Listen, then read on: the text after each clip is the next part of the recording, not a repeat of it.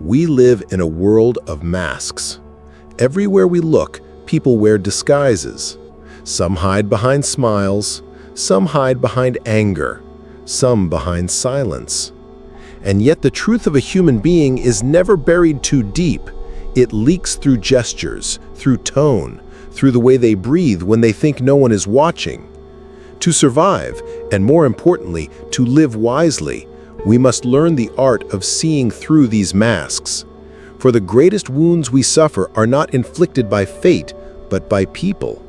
And the greatest blindness is not to the world outside, but to the souls we encounter every day. Marcus Aurelius once wrote, "If someone is mistaken, instruct them kindly and show them their error. But if you cannot, remember that the fault is not yours." Notice the wisdom in this. It is not about domination, but about perception. To perceive clearly, we must first accept that human beings are flawed, fragile, and often ruled by forces they themselves cannot understand. Thus, if we wish to read minds, it is not in the sense of magic or trickery. It is in the sense of discerning the hidden currents beneath words, the concealed motives beneath appearances, the truth beneath the surface. We do not study others to control them. We study them so that we may never again be deceived by false appearances, nor destroyed by misplaced trust. Seneca warned, "We suffer more often in imagination than in reality." Yet he could have added, "We suffer even more by misjudging the people around us, by trusting what we should have questioned, by ignoring what we should have seen." So let us walk together into the darker corridors of human nature. Let us hold a lantern where most dare not look. And in this journey, we will uncover 9 psychological truths, 9 Stoic tricks of perception that allow us to see not only the world, but also the souls who inhabit it with greater clarity. The first of these truths is perhaps the simplest, yet also the most ignored. Trick 1. Silence is the loudest language. We are trained to listen to words, but words deceive. Anyone can rehearse sentences, craft lies, or polish speeches. Words are easily manipulated. But silence is raw. It cannot be rehearsed. Watch a person's silence and you will hear the truth. A pause after a question. A hesitation before an answer. A sudden stillness when a sensitive subject arises. These are not accidents. They are betrayals of the mind. The Stoics themselves were masters of silence. Epictetus once advised, "Be mostly silent, or speak merely what is necessary and in few words." Why? Because silence is a mirror. It reflects both what we withhold and what we fear. Consider the courtroom. A witness may speak eloquently, yet when pressed with a certain detail, their silence screams louder than their testimony. Or consider a lover quick to say, "I love you," yet suddenly mute when asked about loyalty. What do these silences reveal? That the mind leaks its truth not through what it says, but through what it avoids saying. When you encounter people, pay attention not only to what they speak, but to the absences between their words. Their silences are cracks in the mask. But let us not stop here. There is a deeper Stoic lesson in this. When we observe silence in others, we must also learn to create it within ourselves. For silence sharpens the eye. The one who talks too much sees nothing, while the one who restrains their tongue notices everything. Marcus Aurelius counseled himself in his meditations, "Learn to be indifferent to what makes no difference." This includes the chatter of empty words. When we are not consumed by noise, we can see through the falsehoods of others. In practice, then, the first psychological trick to read another's mind is this: do not listen for what they say, listen for what they refuse to say. Silence reveals discomfort, guilt, hesitation, and fear. It also reveals strength, discipline, and composure. For just as silence betrays weakness, it can also declare mastery. We must therefore learn to separate the silence of fear from the silence of wisdom. The silence of avoidance trembles. The silence of mastery stands firm. And as we train this perception, we begin to see people differently, not as voices, but as patterns of pauses, gaps, and hesitations. Not as endless talk, but as rhythms of expression and repression. When you next sit in conversation, resist the temptation to fill the air. Leave space, leave pauses. Let the silence do its work. You will be astonished at what is revealed. For in truth, the loudest confessions are spoken in silence. That is the first step into the psychology of perception. The mask has begun to crack. And as we continue, the shadows will grow sharper, the revelations deeper. In the next step, we turn our eyes, literally, to the windows of the soul. Trick 2. Watch the eyes, the mirrors of the mind. The face lies, the voice deceives, but the eyes struggled to betray their master. Every sage, every warrior, every Stoic who walked before us understood this. The eyes are restless windows exposing what the mouth works so hard to conceal. Marcus Aurelius reflected, "The soul becomes dyed with the color of its thoughts." And where do we see this dye most clearly? In the eyes. Their movement, their focus, their trembling, their refusal to meet ours. Think carefully about this. A man may say he is calm, yet his eyes dart quickly, searching for escape.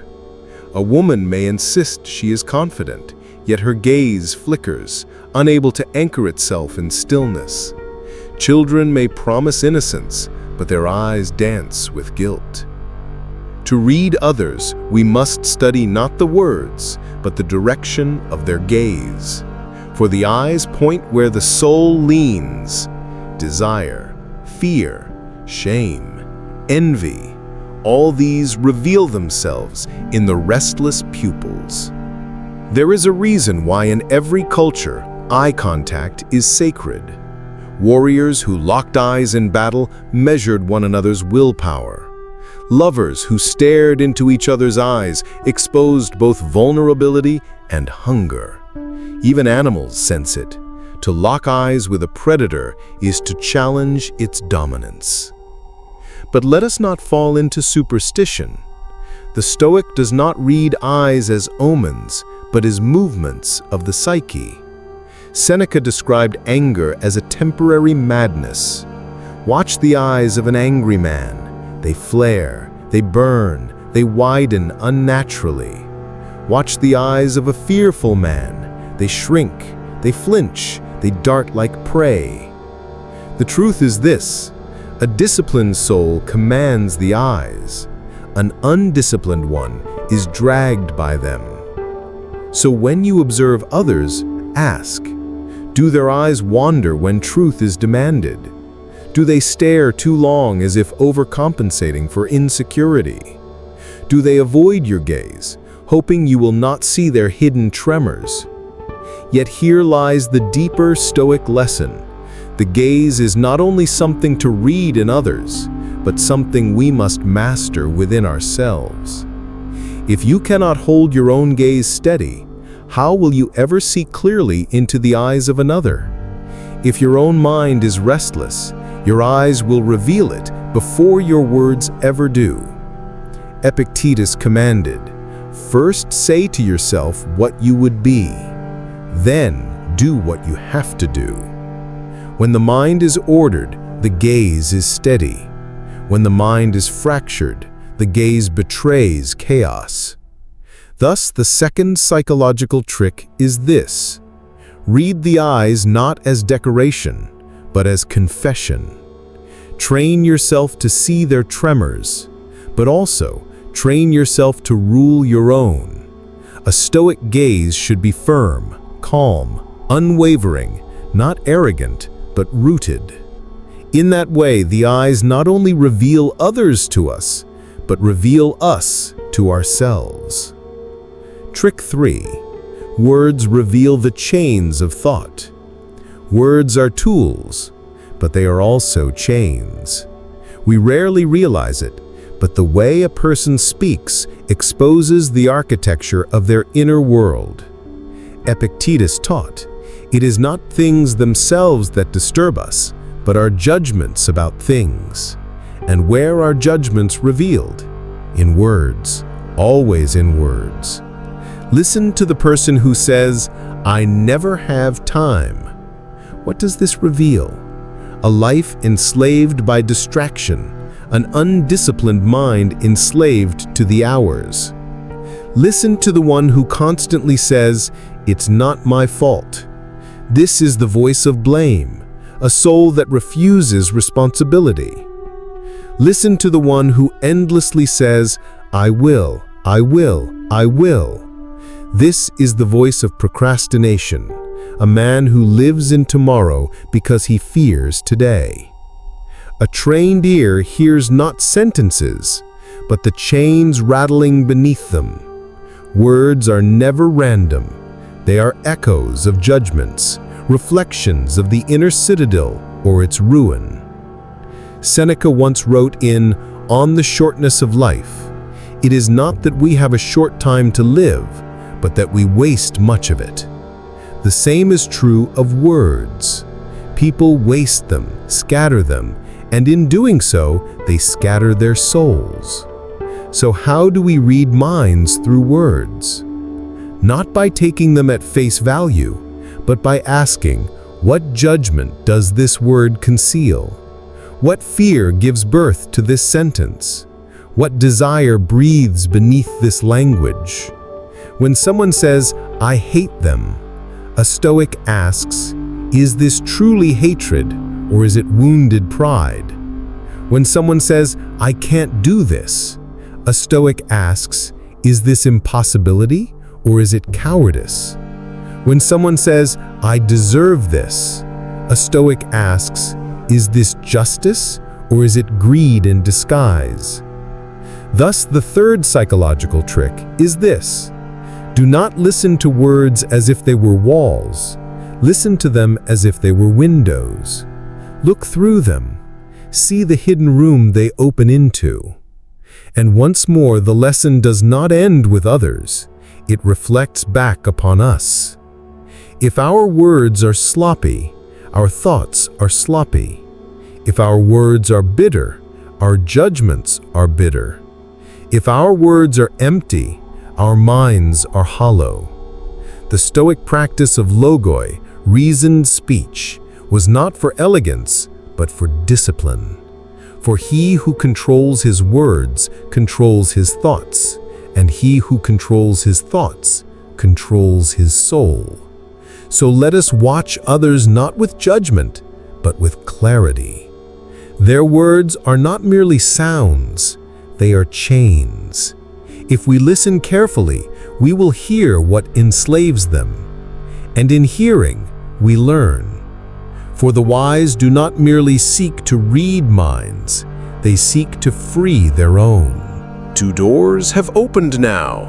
Silence has spoken. The eyes have confessed. The words have betrayed. But the shadows deepen. The human soul is not only revealed in speech, but in emotion itself, the raw fires that burn beneath all masks. That is where we turn next. Trick 4. Emotions as shadows of judgment. Anger, envy, pride, fear, desire. These are not random storms of the heart. They are judgments, and judgments can be read. Seneca, the master of dissecting emotions, once called anger a brief madness. He did not mean this poetically. He meant it literally. The angry man loses control of reason, and in that moment, the raw structure of his mind is exposed. Think of it like this. When water overflows, it reveals the shape of the vessel.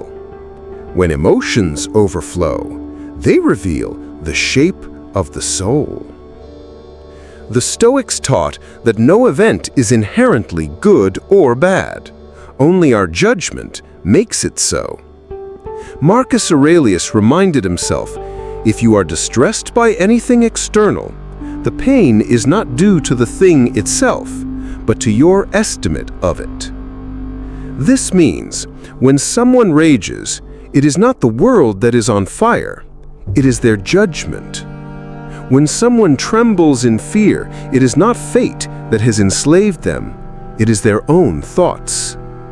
Thus, if we wish to read people, we must learn to see emotions not as mysteries, but as shadows cast by judgment. Consider the proud man who boasts constantly. What does his pride shadow? Insecurity. Pride is the mask of a fragile ego. Consider the envious woman who resents the success of others. What does envy shadow? A sense of inadequacy. Envy is self-contempt turned outward. Consider the fearful man who refuses risk. What does fear shadow? Attachment. Fear always clings to what it does not wish to lose. When you read emotions in this way, people become transparent. Their outbursts are no longer confusing. They are predictable. Their rage, their despair, their joy, their contempt, each is a reflection of the judgments they have chosen.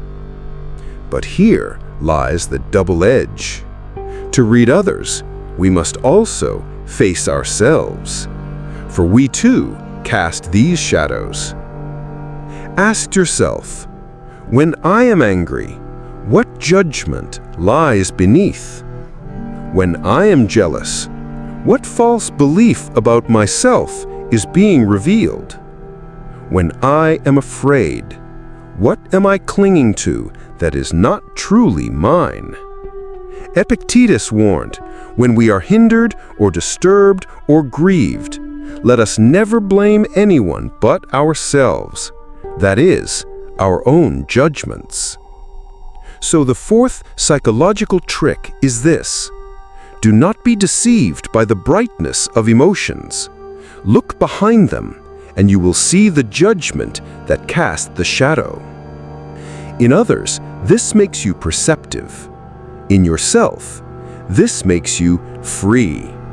For he who sees the judgment beneath the emotion holds the key to both clarity and mastery. Trick 5. The posture of the body is the posture of the soul. The body does not lie. It cannot. Even when words are polished, even when the eyes are trained, even when silence is carefully measured, the body reveals what the mind tries to bury. Stoics understood the unity of body and soul. Marcus Aurelius himself wrote of keeping the body strong and disciplined, not for vanity, but because it reflects the state of the mind. Watch the way a man walks into a room. His shoulders slouched, his steps dragging, his neck bent. Before he speaks, you already know he is weary, beaten, or uncertain. Watch the way a woman sits in silence. Is she closed in, arms crossed tightly, legs turned away? Or is she open, composed, anchored in presence? Posture is a confession written in muscle and bone. But posture is more than mere movement. It is energy. The anxious man taps his foot, fidgets with his hands, shifts restlessly in his chair. His body cries what his words may deny: I am unsettled. The arrogant man leans too far forward, invades space, gestures too broadly. His body declares, I am trying to prove myself. The disciplined man sits still, breathes evenly, moves deliberately. His body whispers, I am ruled not by impulse, but by reason. Seneca once warned against letting our bodies mirror our inner slavery. No man is free who is a slave to the body. But the reverse is also true. When we see the body, we can often glimpse the master it serves. So, when observing others, ask, do their movements show confidence, or do they betray nervousness? Is their stillness calm, or is it suppressed tension? Do they expand to dominate, or do they shrink to hide? The fifth psychological trick, then, is this: read the body as a map of the soul. But again, the greater lesson is not only to observe, but to embody. If we wish to move like the wise, we must first discipline our own posture.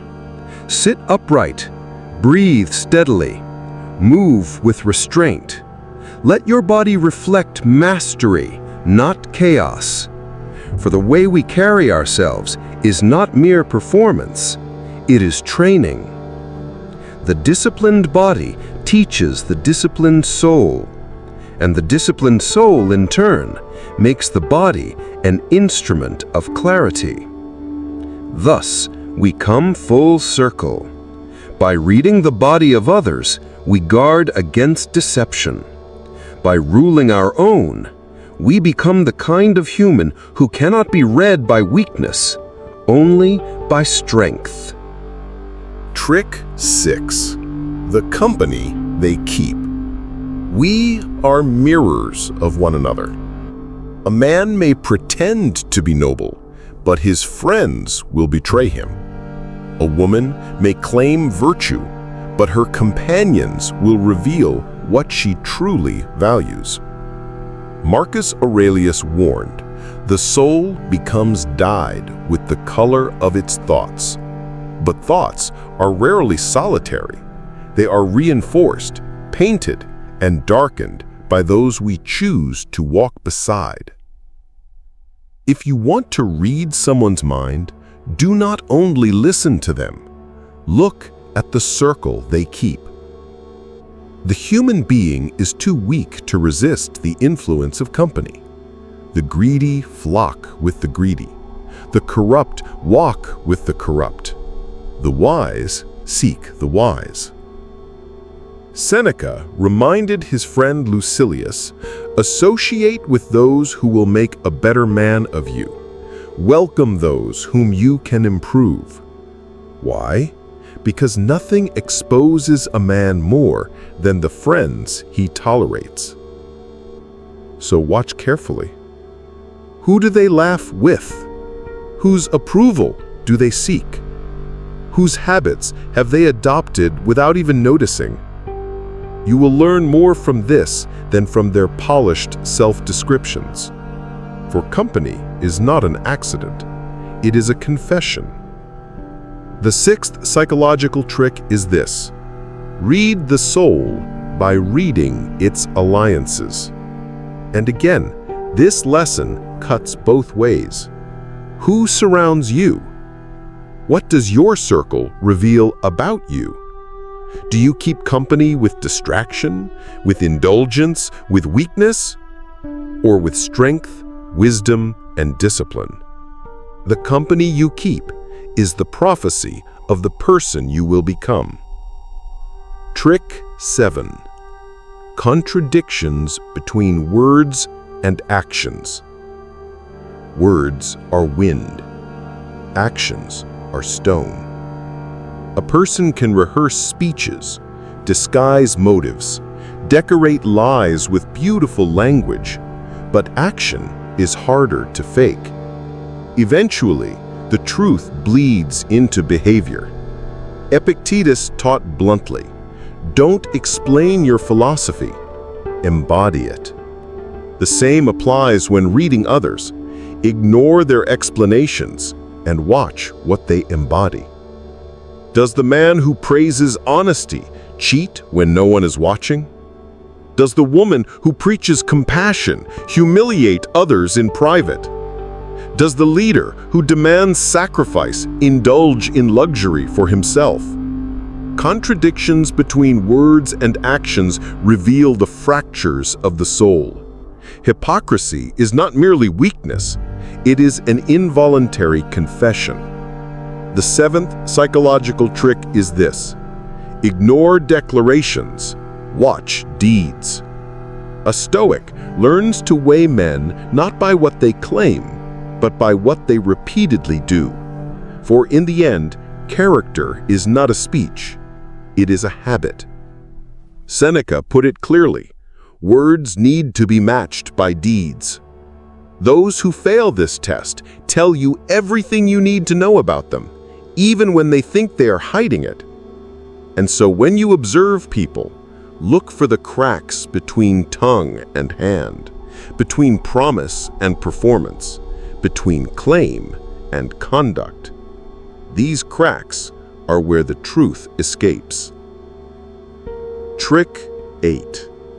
How people react under pressure. It is easy to wear masks when life is comfortable, but pressure rips them away. Seneca observed, "Fire tests gold, misfortune tests brave men." Pressure does not create character, it reveals it.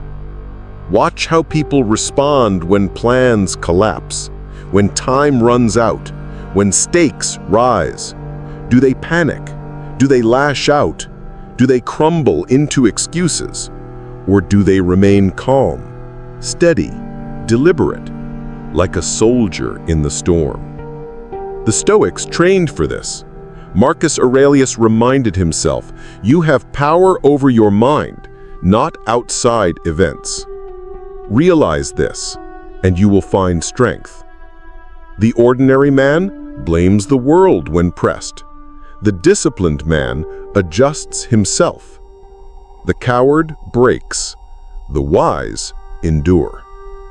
Thus, the eighth psychological trick is this: if you want to see the truth of a soul, do not watch it in comfort. Watch it in crisis. For crisis is the great unveiling. When others lose control, they reveal what controls them. When others abandon principle, they reveal that they never possessed it. When others betray, they reveal that loyalty was never theirs to begin with. Pressure unmasks. If you wish to know who someone truly is, do not watch them at rest, watch them under fire. Trick 9. The desires they cannot hide. Every soul is pulled by chains of desire. No matter how polished the mask, no matter how carefully crafted the words, no matter how still the body, eventually desire breaks through. Marcus Aurelius taught, "A man's worth is no greater than the worth of his ambitions." If you wish to read people, ask, what do they chase? What prize consumes their attention? The one who hungers for wealth will betray principle for gold. The one who hungers for power will manipulate and scheme. The one who hungers for pleasure will abandon discipline for indulgence. The one who hungers for approval will sell their soul to applause. Desire is not weakness itself, but the failure to control it is, and few control it. Seneca cautioned, "No man is free who is a slave to his passions." The truth of a person lies not in what they say they value, but in what they cannot resist pursuing. So the ninth psychological trick is this: read not what people say they want, read what they actually chase. Follow their time, follow their energy, follow their sacrifices. These reveal the throne in their heart. And once more, we must turn this gaze inward. What do we desire? What do we chase? For if we do not master this, we too are slaves, transparent to any who look closely. So, we have walked together through 9 doors: silence, eyes, words, emotions, posture, company, contradictions, pressure, desire. Each reveals fragments of the soul. Each unmasks those who believed themselves hidden. But the final revelation is this: to read others, we must first read ourselves. For how can we discern lies in another if we have not confronted the lies within? How can we expose fear in another if we remain enslaved by our own fear? How can we see desire in another if we are blinded by our own cravings? The Stoics never sought power over others. They sought mastery over themselves. For only by freeing ourselves from destructive emotions, illusions, and desires do we gain the clarity to see the truth in others. Thus, let us not be voyeurs of weakness, but guardians of perception. Let us use these tricks not to manipulate, but to protect ourselves from deception, from misplaced trust, from betrayal of both others and our own reason. Marcus Aurelius reminded himself each morning, when you wake up, tell yourself, today you will meet the meddling, the ungrateful, the arrogant, the deceitful, the envious, the unsocial. But none of them can harm me, for none can drag me into ugliness. This is the true end of reading minds, not to control them, but to guard the citadel of our own soul. So let us walk with silence, with clarity of gaze, with precision of word, with discipline of emotion, with strength of body, with wise company, with integrity of deed, with fortitude under pressure, and with mastery over desire. For when we do, we see all things clearly. And in seeing clearly, we are no longer deceived. And in no longer being deceived, we are finally free.